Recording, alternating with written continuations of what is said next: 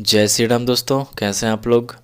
देख सकते हैं यहाँ पर कीवन का टेनर सर्वी बहुत ही अच्छा है और ये सेटअप का कुछ लुक आप लोग देख सकते हैं गाइज।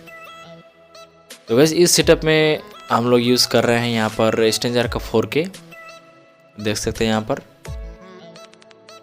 और स्टूडियो मास्टर का 4K जो कि स्टूडियो मास्टर में बेस चल रहा है और स्ट्रेंजर में चल रहा है टॉप, और ये दो स्टेबलाइज़र।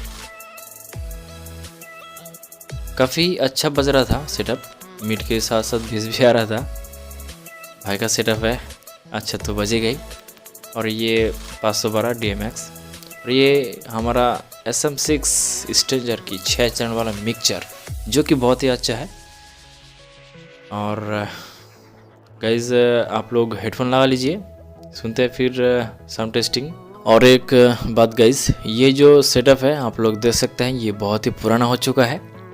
पहले कंबल बॉडी में आता था और ये जो टॉप है ये PV मॉडल में है गाइज।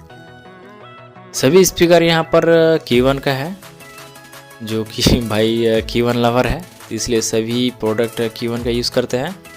तो चलिए फिर सुनते हैं साउंड टेस्टिंग।